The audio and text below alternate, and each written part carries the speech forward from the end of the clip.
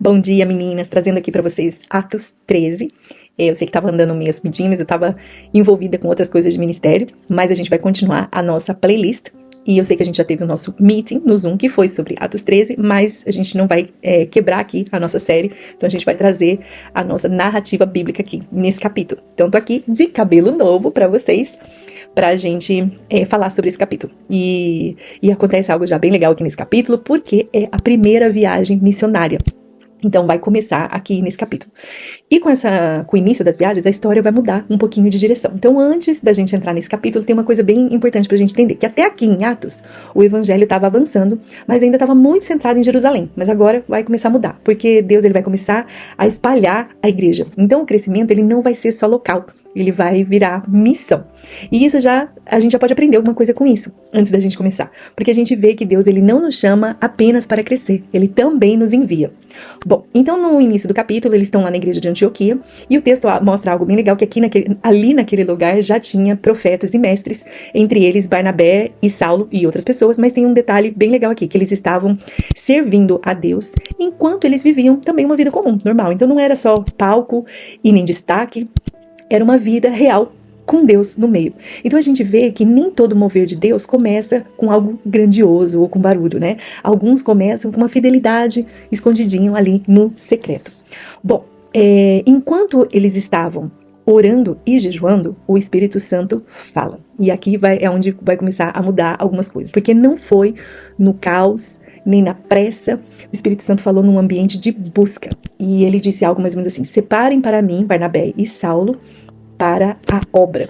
Aqui tem uma chave espiritual, porque nós vemos que Deus ele não chama pessoas, ele separa as pessoas. E separar sempre vai envolver um certo desconforto, porque Deus não nos chama somente para abençoar, ele também nos chama para nos deslocar. Olha que interessante. E aí então eles jejuam, eles oram, existe ali uma cena da imposição de mãos e os dois então são enviados. Agora presta atenção nisso, não é uma fuga, não é uma expulsão e não é uma ideia humana, eles receberam uma direção espiritual. Então nós vemos que nem toda mudança de fase somos nós decidindo, algumas são Deus nos empurrando para o propósito. E isso às vezes dói, mas também nos estica. Isso também produz crescimento. Aí eles chegam em Chipre e começam a pregar. E aqui já aparece algo que vai se repetir, na verdade, em todo o livro de Atos. Porque toda vez que o evangelho avança, ele encontra o quê? Uma resistência. Então eles chegam e encontram essa resistência espiritual. E nós vemos que se tudo está sempre fácil, talvez ainda não está mexendo no que importa. E ali então eles encontram um homem chamado Elimas, que era um mágico, tentando então impedir o governador de crer. Então nós vemos que muitas vezes nem toda oposição que nós vamos encontrar será uma oposição física. Muitas vezes essa oposição ela pode ser uma oposição de influência. Tem coisas que não vão nos atacar diretamente, mas elas vão tentar nos desviar do caminho. Nós vemos que nem todo mundo que fala conosco elas têm a intenção de nos conduzir para a luz. Então nós precisamos realmente estar ligadinhas ali com o Espírito Santo para termos discernimento espiritual desses tipos de relacionamento. Mas acontece daí um confronto espiritual muito direto, porque Paulo ele confronta Elimas com uma firmeza, assim, com muita firmeza. E aqui a gente vê algo importante, que maturidade espiritual não é a gente aceitar tudo, não é passividade. O discernimento, ele também fala quando precisa ser falado. Aí Elimas fica então temporariamente cego e às vezes nós percebemos que Deus ele precisa tirar o excesso de visão de certas coisas para que a pessoa finalmente pare de resistir à verdade. Muitas vezes existe muita resistência.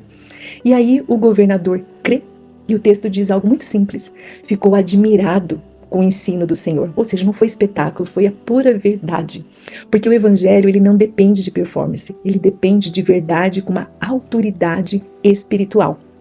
Então, Paulo e os seus companheiros de viagem, juntamente com...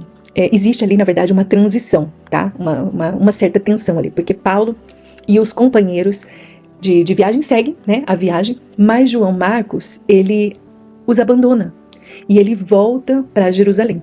E aqui começa, na verdade, uma certa tensão. E nós vemos que nem todo mundo que começa conosco vai continuar conosco.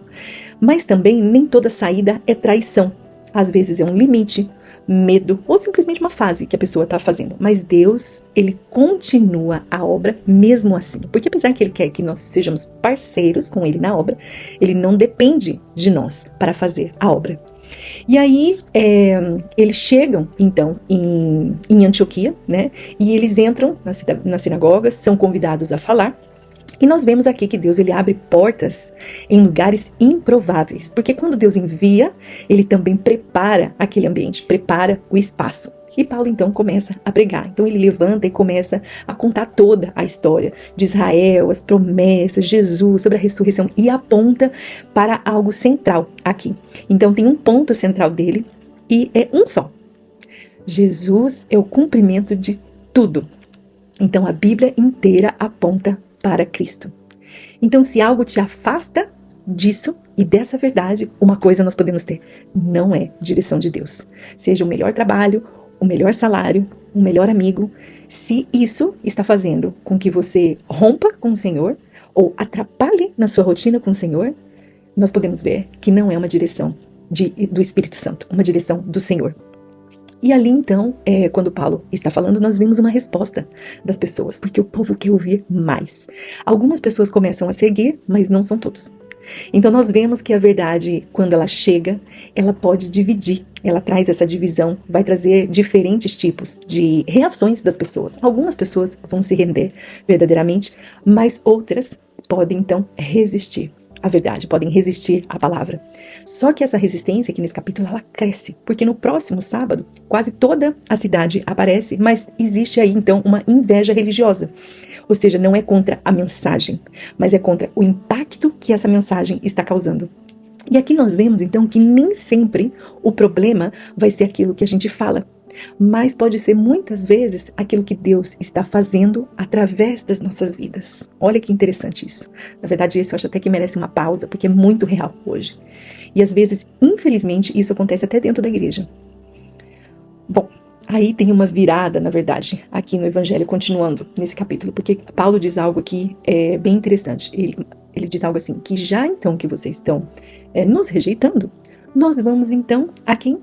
Aos gentios. E isso aqui, na verdade, vai abrir uma nova fase aqui na história da igreja. Porque o plano de Deus, ele não para na rejeição de ninguém.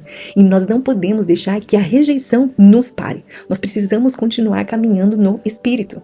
E aí nós vemos então uma alegria, na verdade, ali no meio da oposição. Ou seja, mesmo com perseguição, os discípulos estavam cheios de alegria e do Espírito Santo. Então a perseguição, a oposição, ela não cancela a presença de Deus que está nas nossas vidas. Muito pelo contrário, ela vai confirmar uma direção. Nós vimos que quando Deus nos chama, Ele vai nos enviar muitas vezes para novos lugares. Ele vai nos ensinar a permanecer, mesmo quando nem todo mundo fica do nosso lado. Agora eu quero que você cheque aí o seu coração e faça algo simples e pense de repente em alguma área que Deus pode estar te chamando para avançar, para te esticar, mas você ainda continua resistindo. O que será que você precisa deixar para obedecer esse chamado? Será que nós temos não só obedecido, mas entendido o que Deus tem falado no nosso coração? Será que estamos dispostas a sermos enviadas, mesmo quando nós perdemos o controle total da situação? Será que nós estamos conseguindo continuar firmes, mesmo dentro de uma oposição? Meninas, eu vejo que Deus ele não nos chama muitas vezes para o conforto. O Senhor ele não nos chama para estarmos confortáveis. O Senhor nos chama para o propósito.